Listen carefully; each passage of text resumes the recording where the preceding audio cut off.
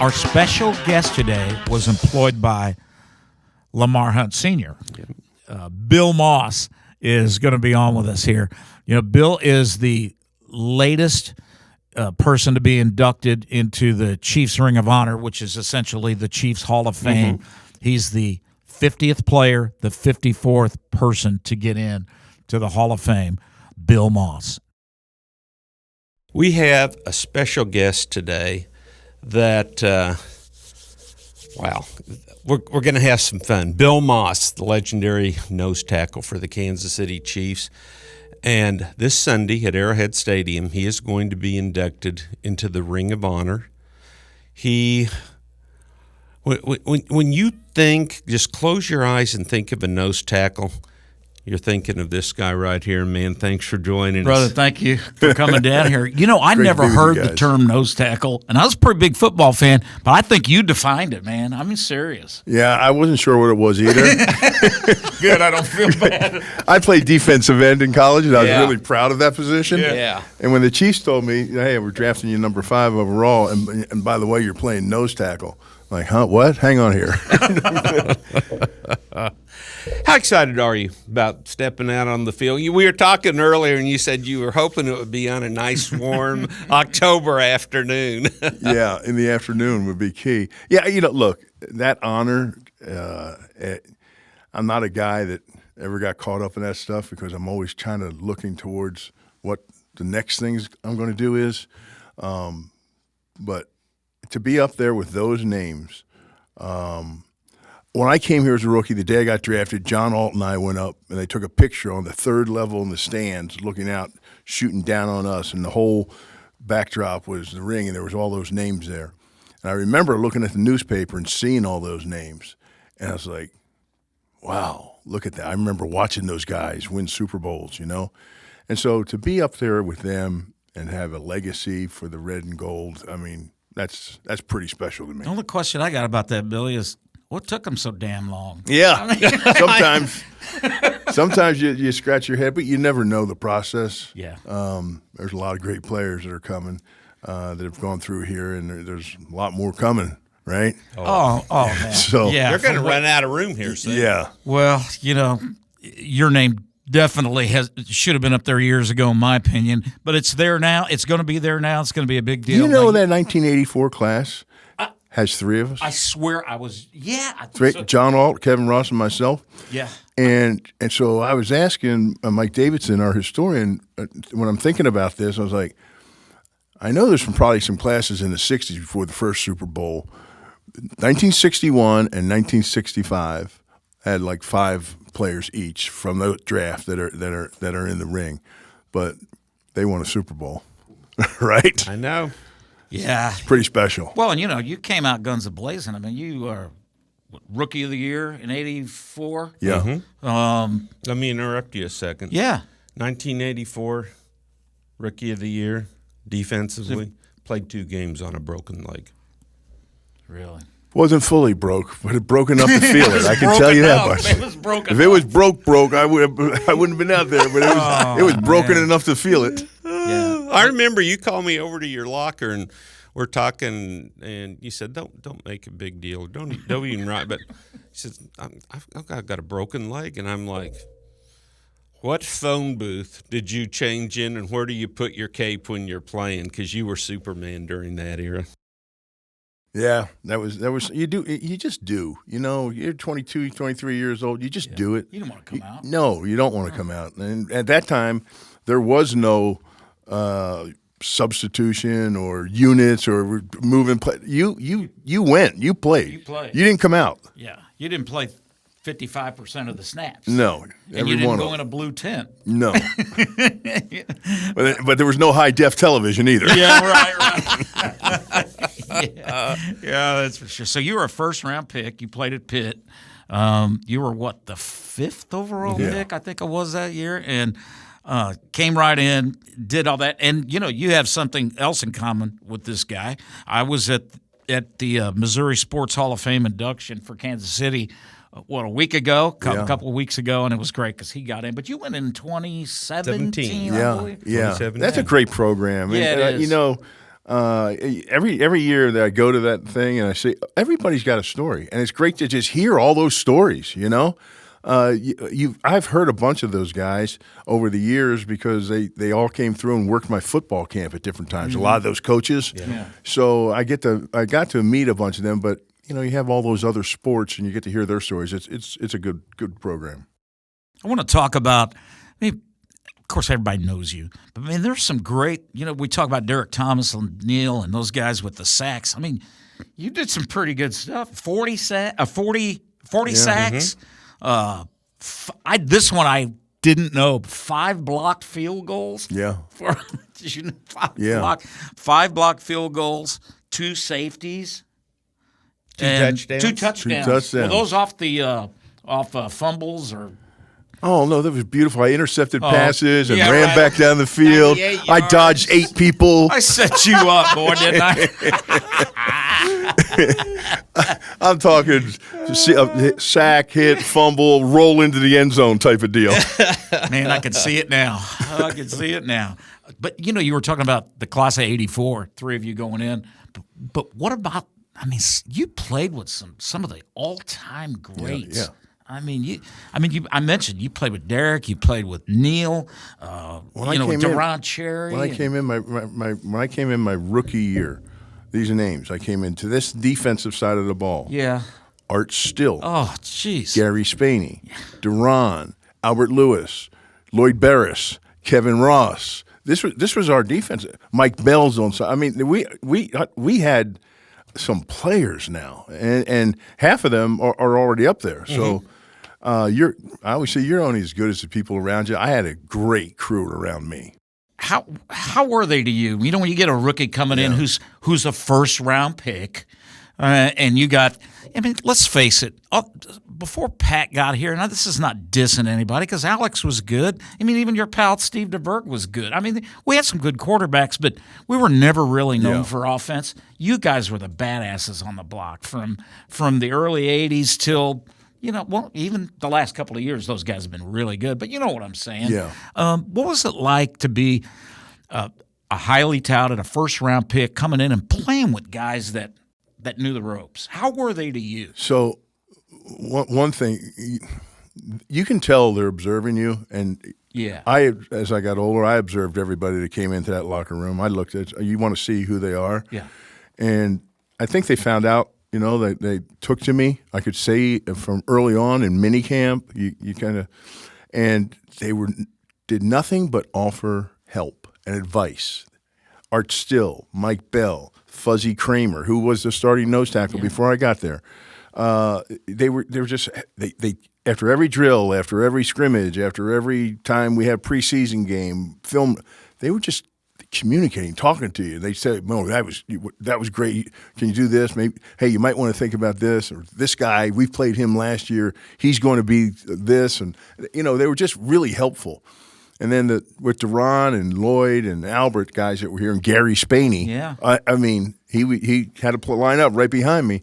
Those guys, I can't tell you the impression they have on you, because when you come in as a rookie, your eyes are wide open. You're looking around, you're observing everything, you're taking, and you find out, these guys were there to help. And it was really cool. That's really good to hear, too, because, we've read and heard stories about how some guys, he's a rookie, I ain't got time for this. Yeah. But I never really got that impression from even watching that team. And now you're validating the fact that these guys knew you were good. But, Bill, you probably know this better than any of us. You don't automatically get respect. You got to earn it. You got to earn it. Yeah, and you can tell pretty quick. I think one thing in the locker room, there's no discrimination there. It's one aspect. They want to know one thing: can he help us? We drafted him in this round. Is he for real? That's the question. Is he for real? Everybody comes in first overall pick, second, whatever. You kind of got your eye looking at the side, and you're watching film. And you'll see what he does. Is he for real? It's the one question they all want answered. And you got a late start in football because your mom and dad. Yeah. I couldn't believe that story. Yeah, I had to beg them to play. Yeah. Really. Yeah. I did, and my coaches would ask me every day, and I played everything else. I soccer, basketball, wrestling, baseball. And the coach would ask me every day, "Hey, what can I do?" Let me go home and ask again.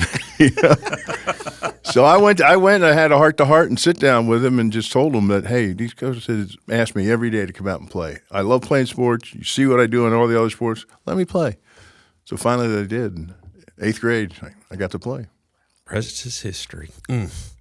So you're one of the Chiefs ambassadors. Yeah. They used to call them the Red Coaters, right? They're still there. They still? Yeah. That's okay. the season ticket. Okay. Right. Yeah. Okay, because I know I've seen those guys. But so you never just went away. You know, everybody knew about you. You're just you're a fabric of this community. You were like, you were like Lenny. You were like all these greats, Chiefs, and you're one of the ambassadors. And we had on last week's show, we had the oldest living Chief, and I know I don't have to tell you who that is, Jerry Cornelison. So great guy, loved Jerry. Oh, he was just man. You talk about loving a guy at first meet. That guy was. Yeah, and it just exudes positive energy. Yes. Just, be honest with you. When we heard 89 years old, we were like, well, okay, let's see how this goes. Oh, we went with the lunch with him before, and we were just. He was just amazing. He's sharper than most of us. Oh, he's sharper than me, man. He was wonderful. We asked him this question. I said, hey, I know it's a long walk up, no disrespect, and it's high up there, that drum. Would you ever like to do that? And he was like, oh, man, that would be great. So we're on a campaign to get him to do it. Have you ever done it? That's a good campaign. Have you done it? Sunday night I'll be doing it. So you're going to do it on Sunday night? Oh, man, yeah. Yeah, that's a great campaign. Really, if you can help guy. that happen, wouldn't you think that would be good? Well, especially I think the fans would go crazy. I think so too, Bill. Yeah. I mean, he's 89 years old, played for the Dallas Texans and the Kansas City Chiefs, and still lives here? Yeah, and still wants to partake in everything. Still tries to go out and golf. He's active with the ambassadors. The ambassador group is like 50 guys, all former Chiefs players who live in this community and state. Unbelievable. And there's only one of them that was born in the area. All the rest are from someplace else, and they all still live here. We're very involved in the community with the Chiefs Community Outreach Program. We do a lot with them. It's pretty cool. And Jerry's still an active part of that. That's wonderful. I run into them every now and then when they present a game ball and a $500 check to their coach of the week in Missouri and Kansas. And we've had quite a few, Green Valley, Blue Springs, Independence a while back. And, man, those kids are just so antsy when those guys come up. That is a really cool deal. Well, you're talking about the community involvement with the ambassadors, and you personally, I'd love for you to share with the audience the things that mean a lot to you that you have been involved with all these years. Man, so many different I know. things. Yeah, programs and stuff. There's a lot. We're real big with our partners, Big Brothers Big Sisters. Yeah. I help facilitate that deal and bring that together with a partnership. Their campaign slogan is defending potential, being a mentor to give somebody the potential that we had always with coaches all our lives, from high school all the way through. We've always had that, that direction, somebody to talk to, someone to give guidance to. So that program, I think, is powerful. And then the Police Athletic League is another big one we work with. And I think that's a must. The Police Academy, they are so great with everything they do down there and the services they offer for the kids and the needs. We see firsthand the needs that those kids have. Yeah. So, those things are important to us in the community, but we work.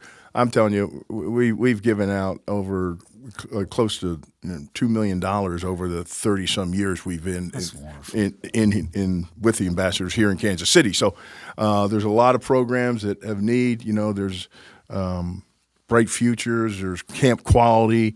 There's just so many. That Shepherd's KC group, that's important for the elderly that need help. So yeah, we take pride in the stuff we do, and we enjoy doing it because we're working helping Kansas Cityans. That's great. So now it's going to be Bill Maas, HOF, but there's also Bill Maas, CCIM. You want to tell everybody what that's all about? Yeah. It's a certificate. It's certification. Oh, don't be so shy over there, man. Yeah. Certified commercial investment member. Yeah. I do commercial real estate, and so that was a process because I took those courses. I was in my 40s, I think, and it was like going back to school, having to just retrain and rethink and study again, right? all those things. And it was eye opening. The education was unbelievable. I'm still an active member of it, and it's something that really opened my eyes to a world that I really lived in but really didn't understand was the finances of commercial real estate. And so that program is exceptional, and I'd encourage anybody. There's you know who else is a CCIM? Emmett Smith. Really? Yeah. I didn't know that. Yeah, there's a bunch of guys, and I would encourage any athlete that's out there professionally, you can take one course, it's called CCIM 101, and it'll change your view on everything you're doing, and it'll help you understand your finances better. Well, and you're also you would never say this, but I will, vice president of Block and Company, and you can't drive half a mile in Blue Springs without seeing the Bill Maas signs, and I always got such a kick out of that. But Bill, so many guys when they get out of football, just heartbreaking, tragic stories. I'm as proud of you for what you have done after football, all this charity work you've done, Chiefs Ambassador, one of the top realtors in the nation, as I am when you were just destroying offensive linemen and centers when you played for the Chiefs. Did you have a plan? Did you know what you were going to do when you got out? I didn't, but I was open to anything. Okay. And some of those anythings weren't always that good. Yeah. Right? But I was always looking for something else to do. The broadcasting aspect of it, right? Working on radio, and then interning down at Channel 4 with Frank Bowl, and cutting packages and going out to K-State or KU or Missouri to cover a team or do a story. Guys wouldn't do that now, But I was really just inquisitive. I just wanted to. Yeah. I liked it. I enjoyed it. I wanted to. Any new opportunity, I wanted to see if something I wanted to dabble in. Yeah. The broadcasting definitely was, and the real estate definitely was. I got to tell a story. Well, before you tell, I heard this guy was a real hard ass when you started at stop KFK. it. We'll do something with him. So we talked before we came on the air, and we figured it out. It was 1985. I started at KF in 84 and got full-time in 85. And KF was just really taking off to be a big-time station. And so what we wanted to do at that time was we wanted to get an on-air meteorologist, and we wanted to get an on-air sports guy. And so we thought, well, who's really up and coming, who's not been in the business for 40 years or 30 years and is really good and everybody knows and likes? Well, we chose Brian Busby, and we chose you. Yeah. And you were on with Dan and Mary. Dan Roberts, the late Dan Roberts, who was the PA announcer at Arrowhead for many, many years. And Mary McKenna, right? And Mary McKenna, who I'm still friends with. And it gives me chills still. And I remember when you were on, it was like, I remember Dan saying, "How this guy's good. This guy," and then you end up having you had what 10, 12-year career broadcasting at Fox. Yeah. And Bill, I got to tell you this, and I'm not blowing smoke, but I remember I used to love when you were on the games on Fox, because now it's like I pull my effing hair out listening to. I'm going to say it. Chris Collinsworth drives me nuts, and Tony Romo was good his first couple of years because he would say, "Yeah, this should be an out route to the left," and this guy knows his stuff. Now it's like it's ad nauseum. But that's how. But you were like not stepping over everybody, and you had such an insight to what the hell was going on both lines and with offense and defensive setups and formations. And I thought, man, even then, I just thought you were. Man, you had it. I appreciate that. No, I mean, I worked at it. It was some of it comes natural because of the knowledge of the game, but then there's the extra work you have to put in. And well, you were a broadcaster too. I didn't. Yeah. I didn't mind putting in the work, and you can start in putting in the work, and then you get comfortable, and then just kind of mail it in, as they say, doing the work, and that's been really my common denominator through all aspects of what we're talking about here. Well, I've always had this saying: there's only one way to coast, and that's downhill. Yeah. And we never saw that from you. Actually, there've been a lot of Chiefs. I mean, so then the roles got kind of reversed. You'd been in the league a few years, and then you see guys like Derek come in, and you see Neil come in. Yeah. And these guys were highly touted. Yeah. So that now it's you. Are you for real? Are you for how? What was, what was those that two were like? those two. Yeah, well, Neil, it took about a year, and we weren't sure because but his second year he flipped the switch. And here I did not know this, but Neil at Nebraska wasn't a defensive end; he was a defensive tackle. They had him inside. Had he been outside, who knows what he could have done, right? Yeah.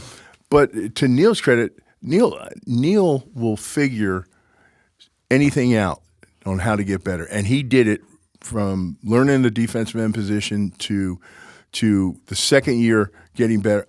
He stood up. He got beat pretty bad one game against maybe Chris Hinton or somebody. Yeah. He got up and stood up in front of the team on Monday morning before anybody even watched the film or said anything. And he told her, "This will never happen again. I promise you, this will never happen." Wow. And my God, it didn't. And so he had the ability to always find a way to continue to get better, no matter what the case was. Derek came in. There was no question about it. It was pretty evident that this is a game changer. Yeah, generational player. When you're a part of a team and you make the selection to live here, to make Kansas City a better place. Breaks my heart you didn't win a Super Bowl, but looking back at your career, are you satisfied with your life? Looking back on your life, are you satisfied? Well, the Super Bowl thing is, I mean, you want to play the game, right? You want to try to be the best, and absolutely. I can be satisfied for one reason, because I knew I did everything I could have done for me. That's all. That's the only thing I could have given. You said made the choice to live in Kansas City. It wasn't a choice when we first got here. It was in our contract. Really? Yeah. Was it really? Yeah. For John Malkovich, it was in our contracts. Okay. And they said, "Hey, we're going to give you this money. We want you to stay in Kansas City, be a part of Kansas City, spend your money in Kansas City," and that was part of the deal. Wow. But it was easy to stay here. I mean, they didn't do it for all the other players. That was never in the contract. And all these guys, after playing, are still staying here in Kansas City. It's because of Kansas City. Wow. I wanted to ask you something. I don't put you on the spot or anything, but do you have just off the top of your head, a funny story or two that maybe you haven't told or have told that the audience would get a kick out of with one of your teammates or coaches or something like that? Gosh, the locker. I bet I know one that you can mention one of is DeBerg. DeBergy? What about he and Neil Smith's Halloween competition for their locker rooms? Yeah. That was awesome. Mike Bell, too. I mean, Yes. those guys would go all out at Halloween. It was fun. I'll tell you, I don't know. I don't think I've ever told this story before. There was Marty Schottenheimer. This was a good one. Yeah. You'll like this. Okay. So practice was over one day, and I'm in the steam room. Dino Hackett and I are in the steam room, and the door opens up, and Marty comes walking in the steam room, and his glasses are on. He's squinting, and he goes, "Billy Bob." I said, "Hey, Marty, who's that?" "Oh, Dino. Hey, Dino." He sits down, and we don't have any clothes on, and he says, "Not too bad looking for 48 years old, huh?" "Looking good, coach." And so this goes on. So, Bill Althouse, you remember the locker room, the way it was laid out. Oh, so sure. the locker room is here, Yep. and then there's two entrances to the showers. The steam rooms are over here, the big jacuzzi's here. Yep. And here, down the middle of it, is sinks with all the shaving cream and lotion and aftershave and all the cosmetic stuff you'll need, hair tonic or blow dryers, all that. So on each side of it, there's the sinks for coming out of the showers, the hot tubs, the steam and the sauna. There's piles of towels on both sides. So this will give you a picture. So we had enough small chat with Marty in the shower. So we come out and we grab our towels and we're getting dried off. And I noticed right there, Marty's glasses are upside down right on the first sink. Click, click. Here's the stacks of towels. I grab the shaving cream, and the top 3 towels I just fill with shaving cream. So you know what you do when you come out of a steam or a sauna, you grab a towel. The first thing you do is put it right in your face. He didn't have his glasses. He grabs the towel right in his face. So me and Tito, You guys are dying. we're in the locker room, and the first thing he said was, "Damn it, Maas!" We were rolling on the ground laughing. We came back in and we're laughing. He says, "That was a pretty good one." Oh, man, that is awesome. That's a great story. That's a Hall of Fame story. That right is there, a Hall of brother. Fame story, absolutely. Wow. Oh, man. Bill, How much do you miss that camaraderie? Because I've never That's the whole talked- thing. That brotherhood's the whole thing. Exactly. Nobody's ever told me, "Oh, the home run I hit." No. Or the, No. no, it's the locker room and going out with the boys. Yeah, I mean, because you're just a bunch of overgrown kids, right? And on the playground, but your playground happens to be an NFL stadium and an NFL locker room, and other coaches, and I mean, just all that stuff combined. I don't know. It's irreplaceable. It's an extended childhood. Just laughing and goofing and fun and fighting, because that's what kids do, right? Yeah. So it's and you got to see both sides of the coin with the Chiefs. I mean, you came in 84, 85. Chiefs hadn't been to the playoffs forever. Yeah. Was it 86 that you guys got to play? I think it was the Jets, if my memory serves me right. But you guys got to the playoffs, and then when Marty came in, 2-3 years later, and then you saw that stadium. I mean, you guys flipped the switch. Yeah. It was crazy. Yeah, it was. It was. I had both sides of the spectrum. I can tell you, we played the Steelers in 1985. Yeah. We watched film on Monday morning. They're like, "Damn, Bill, how the hell are you getting off the ball so fast?" We had 20,000 people in the stands. They were breaking their huddle, and I could hear the quarterback say, on two, ready, break. Wow. From that to the eruption that came in 89, 90, I mean, where it changed what I could hear the quarterback. Now the quarterback couldn't hear. Yeah.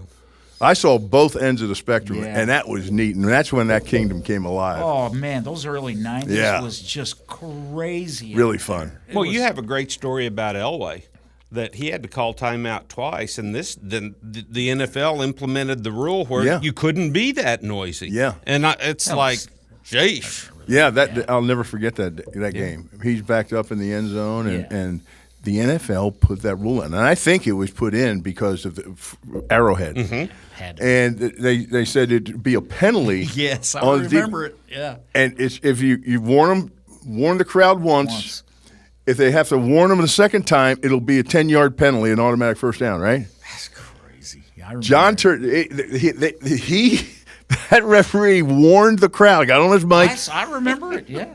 And the level of noise went up. Yeah. Totally. Nobody got quiet. It got louder. and that referee, there was no way. Elway turned back and looked at him like this, and he went, go. Yeah. You're going. I'm not gonna stop this. I'm not doing this. No. I don't want to try to get out that tunnel. Exactly. That's crazy, man. But you've got so many memories like that, though. I mean, it's that crowd. I mean, I can't even imagine. I mean, I've sat in that crowd many times, dozens of times over the years, but I think to be on the field for that had to be just stunning. Yeah, and when they introduce you on the was defense, just- that rush coming out of them, that's just. I mean, your body just vibrates, and it's a pretty amazing feeling. It wasn't just great playing in front of that crowd. It was an honor because you don't see that around everywhere. You really don't. Well, Bill, thanks for coming in here, man. This has been. Thanks for taking me down memory lane. This is pretty funny. Oh, it's great. great. You jarred some good memories there. So Sunday, we'll be watching. You well deserved, long overdue.